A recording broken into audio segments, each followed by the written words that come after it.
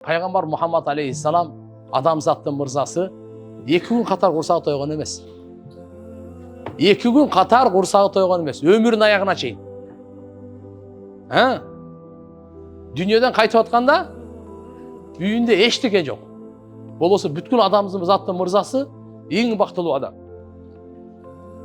Ошол чырақты кішкене ошол уақытта май чырақ деп қояды эле, ошоны қарызға алып келіп тамызған Айшенеміз.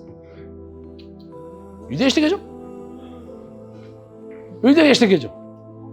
Пайғамбарлар мұрасқа байлық таштабайды, илим таштайды. Адал арамдың илимин таштайды. Пайғамбарлар байлық таштабайды кен мұрасқа.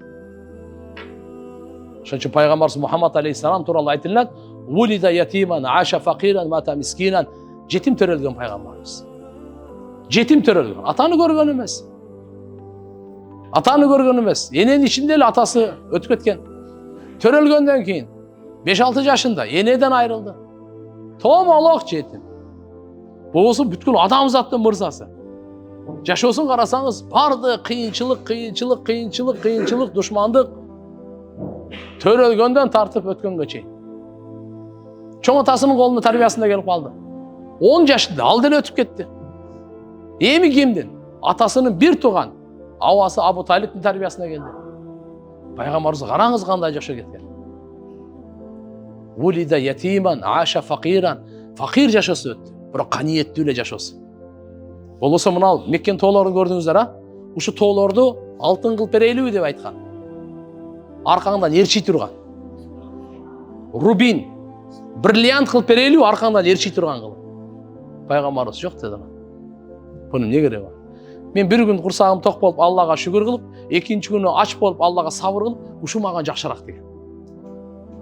Мына бизге каниетти үйрөттү. Жүрөктүн токчулугун үйрөттү. Кичине акча аз болуп калса анан бир күнөө кыла турган, уурлук кыла турган андай жолду үйрөткөн эмес бизге. Же акча көбөйүп кетсе кутуруп туруп башкалардын зулумдук кыла турган андай бизге жашоо үйрөткөн жок. Ушундай жашоого мен дагы муктажмын, сиз дагы. Баарыбыз ушуну үйрөнүп, баарыбыз ушуга келгенге, ыйманыбызды бекемдегенге, ниетибизди бекемдегенге мына ушул жерге алып келди Алла Таала. Ниетибизди бекемде, ыйманыбызды бекемдегенге алып келген. Ошон үчүн келиңиздер, алхамдулилlah, намазыбызды бекем кылайлы, жолугубузду өзгөчө. Ушу бир салынган жолук, я Аллах, мына. Кудай кааласа иншалла ушу менен ичим чечпейм деп. Аял аврат болот. Аврат дегени бардыгы субханалла, адам аял зат өлгөндө деле алып барып туруп койгондо башка эркектерге ошо өлүгү болсо жабык эле турат. Ошо өлүк денесинин үстүнө түшпөсүн деп үстүнө парда тартылат. Аялдар силер билбейсиңер, мына эркектер жаназада коюп жүрөсүңөр. Апаларыбызды, эжелерибизди, карындаштарыбызды аялдар коюп өлөт адам коет. Ошондо үстүнөн парда тартып, анан алып барып. Эмне үчүн карачы? Өлгөндөн кийин даже ошонун денесине үстүнө көз түшпөсүн деп. Биз азыр Кудайым сактасын. Мына мен көз канча күнөөгө батты, кулак канча күнөөгө батты, тил канча күнөөгө батты. Дагы Алла кечиримдүү экен. Аллага алхамдулилlah рызкы берип, дагы ушундай кылып атат. Ошон үчүн тооба кыла берейли, Алладан кечирим сурай берейли, үмүтсүз болбойлу. Кечирүүчү Алла иншалла. Адам баласы канча ката иш кылып алса, аркасынан тооба кылса Алла кечире берет. Тооба кылса да кечире берет. Шайтан да кетем мындай. Сен тооба кылдың го, эми кайра кечире бере берле. Дуа кылдыртпай. Ошон үчүн иншалла намаздарыбызга бекем болойлу. Баарыбыз туган күн сайын кичине Куран окуйлу. Канча Куран окуйлу?